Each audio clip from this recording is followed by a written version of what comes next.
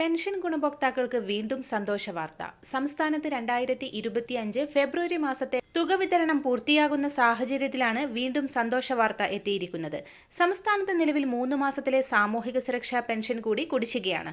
തനത് മാസത്തിലെ പെൻഷൻ തുക വിതരണത്തോടൊപ്പം കുടിശ്ശിക വിതരണവും സർക്കാരിന്റെ ഭാഗത്തു നിന്ന് ആരംഭിക്കുന്നു എന്നുള്ള ധനമന്ത്രിയുടെ അറിയിപ്പാണ് ഈ മണിക്കൂറുകളിൽ പുറത്തു വന്നിരിക്കുന്നത്. കൃത്യമായ സമയത്തിനുള്ളിൽ രേഖകൾ സമർപ്പിച്ചവർക്കും സോഷ്യൽ ഓഡിറ്റിംഗിൽ നിന്നും പുറത്താക്കപ്പെടാതെ ലിസ്റ്റിൽ നിലനിൽക്കുന്നതുമായ ഗുണഭോക്താക്കൾക്ക് മാത്രമാണ് ഇനിയുള്ള പെൻഷൻ തുകക്കും കുടിശ്ശികക്കും അർഹതയുള്ളത്. കുടിശ്ശികയായിരിക്കുന്ന 3 ഗഡു പെൻഷൻ തുക വിവിധ ഘട്ടങ്ങളിലായി വിതരണം ചെയ്യുമെന്ന് ധനമന്ത്രി വാർത്താ സമ്മേളനത്തിൽ വ്യക്തമാക്കി. ഫെബ്രുവരി മാസത്തെ വിതരണം മാർച്ച് 6-നുള്ളിൽ പൂർത്തീകരിക്കാനാണ് ഉത്തരവ്. ഗുണഭോക്താക്കളുടെ താൽപര്യപ്രകാരം സാമൂഹിക സുരക്ഷാ പെൻഷൻ ബാങ്ക് അക്കൗണ്ടുകളിലേക്കും കൈകളിലേക്കും എത്തിച്ചേരും. ഫെബ്രുവരി മാസത്തെ തുക വിതരണം ഇനിയും എത്തിച്ചേരാത്തവർക്ക് നാളത്തോടെ വിതരണം പൂർത്തീകരിക്കും. മസ്റ്ററിംഗ് പൂർത്തിയാക്കിയവർക്ക് മാത്രമാണ് തുക എത്തിച്ചേരുക. ഇതോടൊപ്പം തന്നെ ക്ഷാമബത്ത ഉത്തരവ് ഉടനിറങ്ങും. 3% ക്ഷാമബത്ത ഏപ്രിൽ മാസത്തെ ശമ്പളത്തോടൊപ്പം അനുവദിക്കുമെന്ന് ധനമന്ത്രി KN ബാലഗോപാൽ നേരത്തെ തന്നെ പ്രഖ്യാപിച്ചിരുന്നു.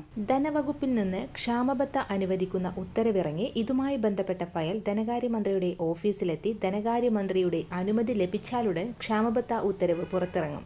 2022 ജനുവരി പ്രാബല്യത്തിലെ ക്ഷാമബത്തയാണ് ജീവനക്കാർക്ക് ഏപ്രിൽ മാസത്തിൽ ലഭിക്കുന്നത്. 2022 ജനുവരി മുതൽ 2025 മാർച്ച് വരെയുള്ള 39 മാസത്തെ കുടിശ്ശികയും ഇതിനോടൊപ്പം ജീവനക്കാർക്ക് ലഭിക്കേണ്ടതായിട്ടുണ്ട്.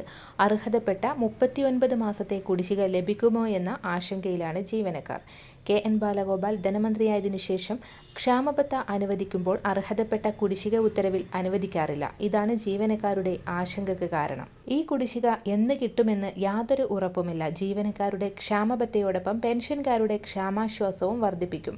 3% ക്ഷാമാശ്വാസത്തിന്റെ വർധന ഉണ്ടാകുന്നത്. നിലവിൽ 6 ഗഡു ക്ഷാമബത്ത ക്ഷാമാശ്വാസം കുടിശ്ശികയാണ്. കുടിശ്ശിക വിതരണവുമായി ബന്ധപ്പെട്ട വരും ദിവസങ്ങളിലെ വാർത്തകൾക്കായി ഈ ചാനൽ സബ്സ്ക്രൈബ് ചെയ്യുക.